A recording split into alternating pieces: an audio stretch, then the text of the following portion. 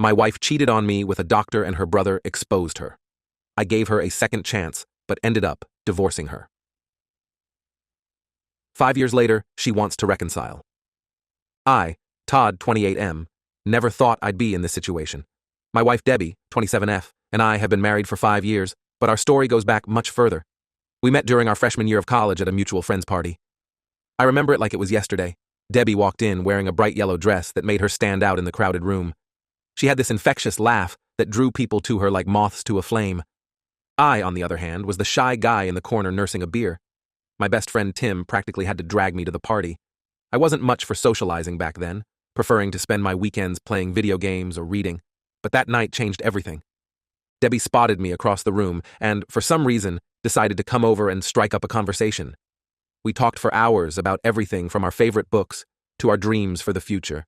By the end of the night, I was completely smitten. Our relationship moved quickly after that. We became inseparable, spending every free moment together. Debbie brought me out of my shell, encouraging me to try new things and meet new people. I introduced her to my geeky side, and soon she was just as excited about comic book movies and video game releases as I was. We dated all through college, supporting each other through tough exams, family issues, and the general stress of young adulthood. When we graduated, we decided to move in together. It was a big step, but it felt right. I proposed a year later during a weekend trip to the beach. I had it all planned out, a picnic at sunset, a walk along the shore, and then down on one knee with the ring I'd spent months saving for. But in true Debbie fashion, she surprised me. As soon as I pulled out the ring, she burst into tears and pulled out a ring of her own. We'd both been planning to propose on the same trip. We were married 6 months later, in a small ceremony surrounded by our closest friends and family. It was the happiest day of my life. After the wedding, we settled into our new life together. Debbie worked as a nurse at the local hospital, a job she'd dreamed of since she was a little girl. Her mom had been a nurse, and Debbie always wanted to follow in her footsteps. I landed a job in marketing at a local firm. It wasn't my dream job, but it paid well, and I enjoyed the work. We made sure to spend time with both of our families regularly.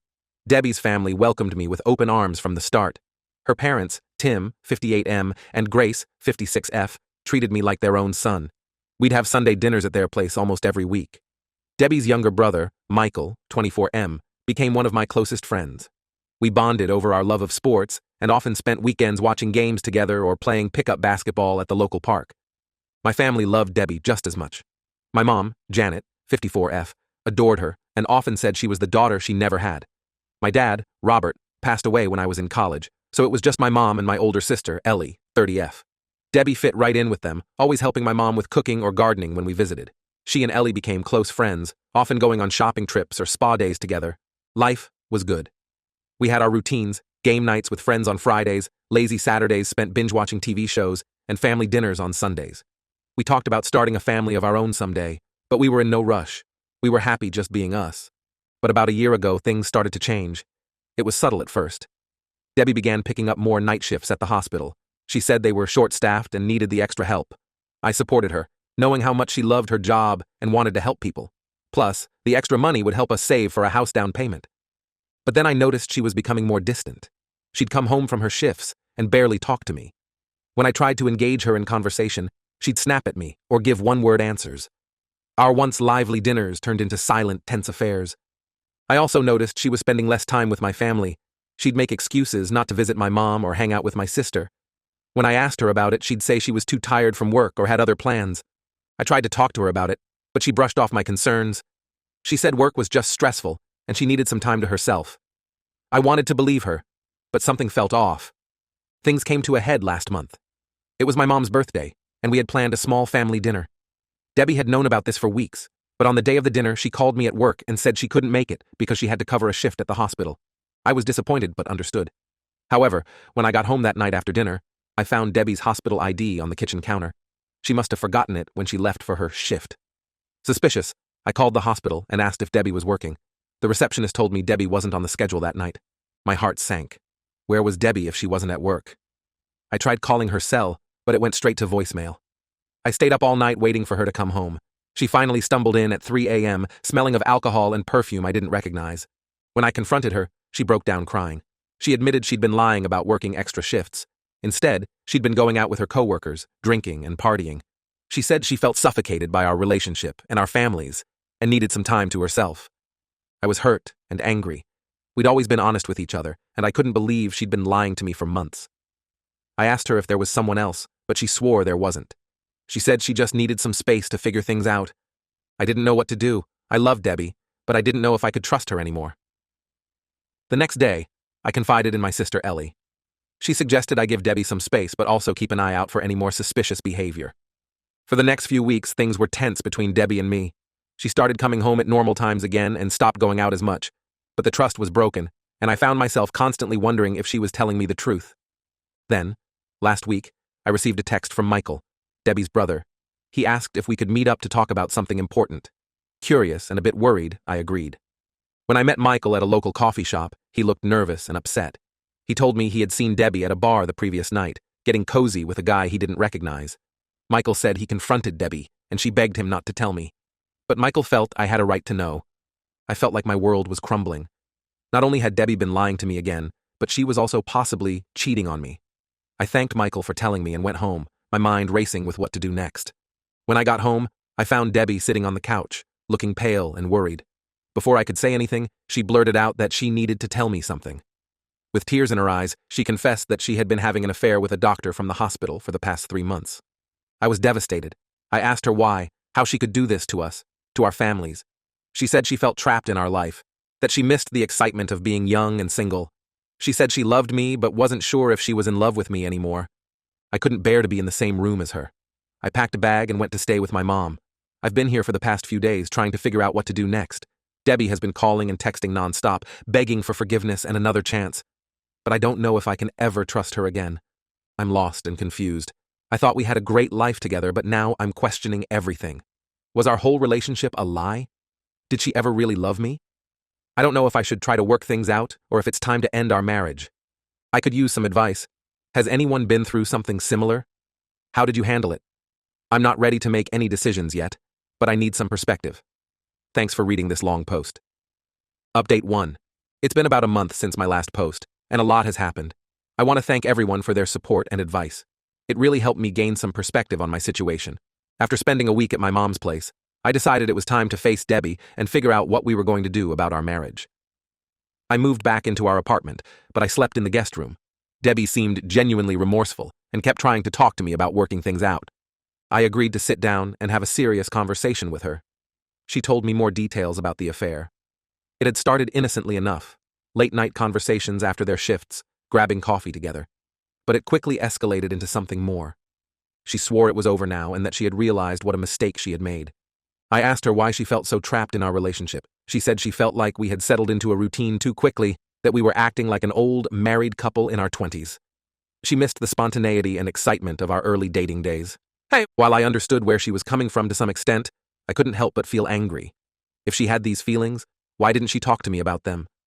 We had always prided ourselves on our open communication. It hurt to know she had turned to someone else instead of coming to me.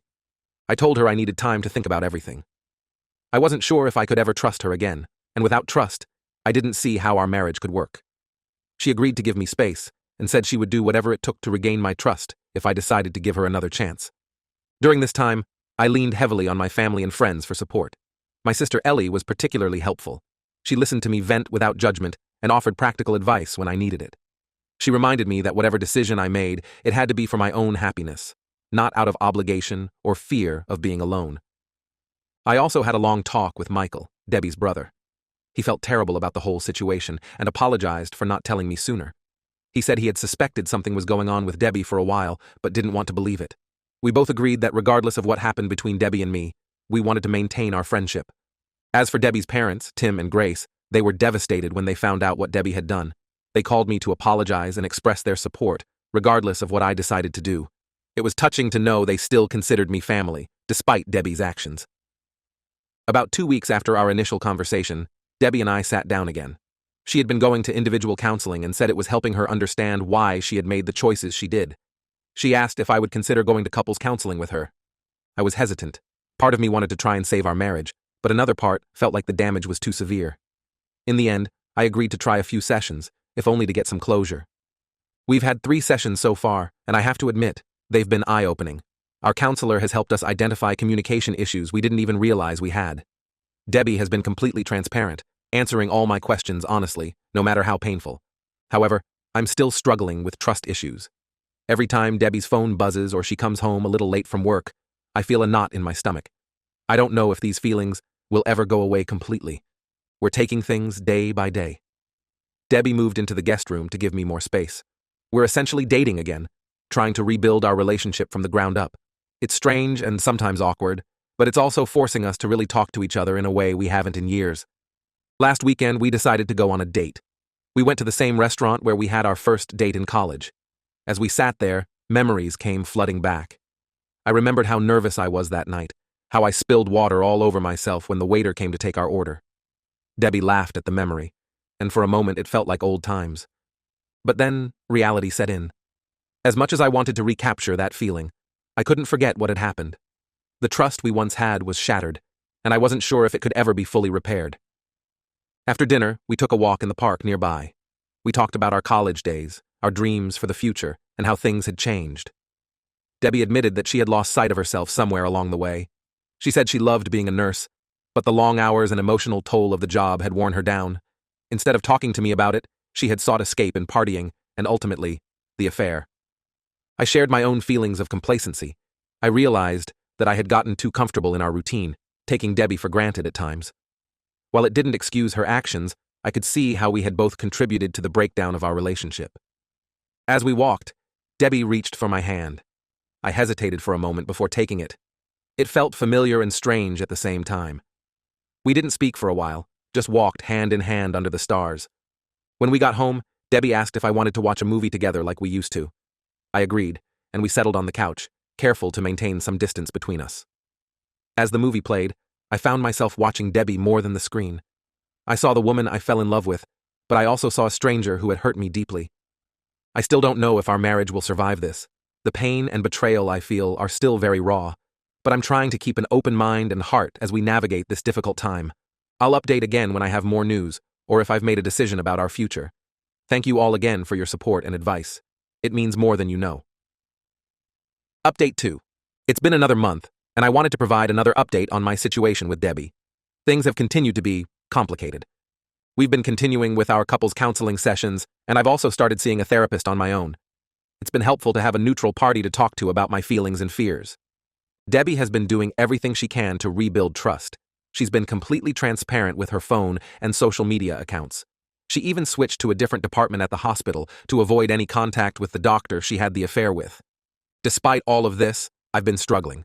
The trust issues are still there, and I find myself constantly on edge, waiting for the other shoe to drop. It's exhausting, and I'm not sure how much longer I can live like this. About 2 weeks ago, I had a bit of a breakdown.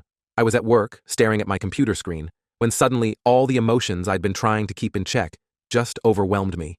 I ended up leaving early and driving to a park where Debbie and I used to have picnics when we were dating. As I sat there on a bench, memories flooded back. I remembered our first picnic here, just a few months into our relationship. Debbie had packed a basket full of all my favorite foods, including the chocolate chip cookies she'd baked herself. We'd spent the afternoon talking, laughing, and feeding the ducks in the pond. It was one of those perfect days that you wish could last forever. Now, sitting alone on that same bench, I felt a deep sense of loss, not just for the trust that had been broken, but for the innocence of those early days. We were so young, so full of hope and dreams for our future together. How had we gone from that to where we are now? I must have sat there for hours, lost in thought.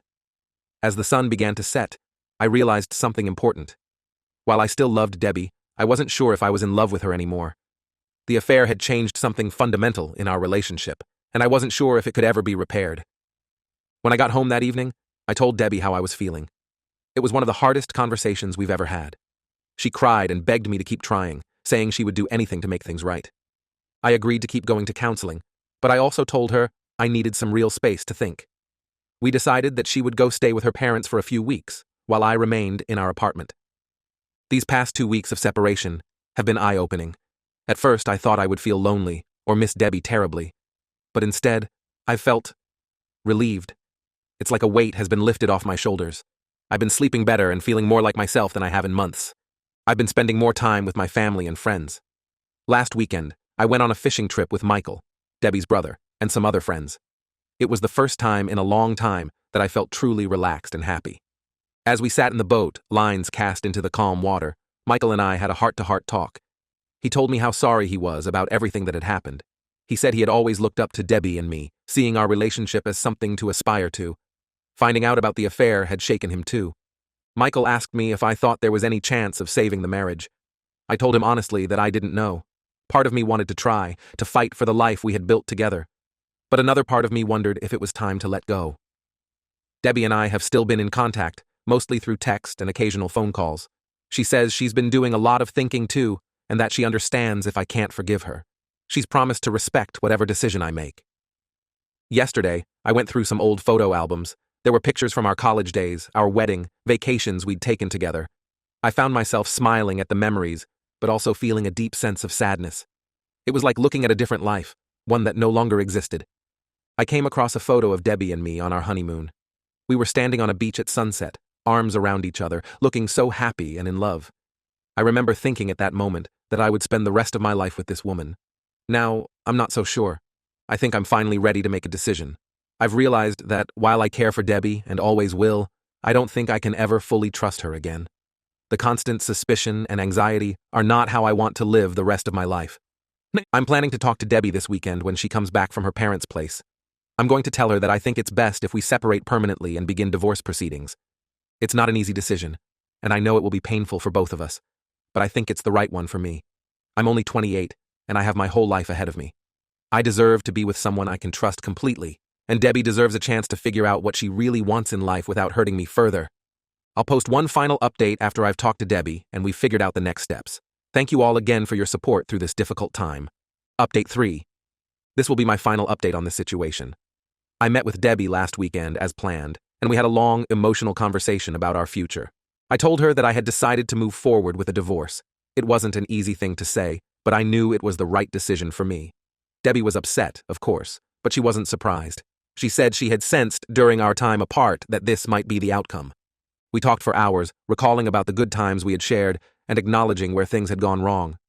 There were tears on both sides, but overall, the conversation was calm and mature. We both agreed that while we still cared for each other, too much had happened for us to ever go back to how things were. We've decided to pursue an amicable divorce. We don't have kids or many shared assets, so the process should be relatively straightforward. We're going to sell our apartment and split the proceeds. Debbie is planning to move to a different city for a fresh start, and I'm thinking about doing the same. Telling our families was hard. My mom and sister were supportive, though sad. They told me they were proud of me for standing up for myself and making a decision that was right for me. Debbie's parents were understandably disappointed, but they respected our decision. They even called me separately to say that no matter what, I would always be like a son to them. The hardest conversation was with Michael, Debbie's brother, and my good friend. We met up for a beer, and I told him about the divorce. He was quiet for a long time before he spoke. He said he was sorry things had turned out this way, but that he understood. We agreed to try and maintain our friendship, though we both know it might be awkward for a while. As for me, I'm doing okay. Some days are harder than others, but overall, I feel like I'm on the right path. I've started making plans for the future. I'm considering taking a sabbatical from work to do some traveling, something I've always wanted to do but never got around to. Last week, I went back to our old college campus. I walked around, visiting all the places that held memories for Debbie and me. The library where we used to study together, the coffee shop where we had our first real conversation, the bench where I asked her to be my girlfriend. It was bittersweet, but it also felt like closure. As I sat on that bench, I thought about how much I've changed since those days. I'm not the same shy, insecure guy I was when I met Debbie. Our relationship, for all its ups and downs, has shaped me into the person I am today. And while it's ending in a way I never expected, I'm grateful for the good times we shared and the lessons I've learned. I've learned a lot from this experience, about love, trust, and most importantly, about myself. I've realized that I'm stronger than I thought I was. I've also learned the importance of open communication in a relationship and the need to address issues head-on rather than letting them fester.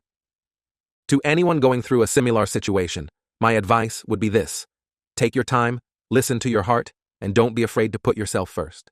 It's okay to walk away from a relationship that no longer serves you, even if you still care for the other person. Thank you all for your support and advice throughout this journey. Your words of encouragement and shared experiences have been a huge help. As I close this chapter of my life and begin a new one, I feel a mix of sadness and hope. Whatever comes next, I know I'll be okay.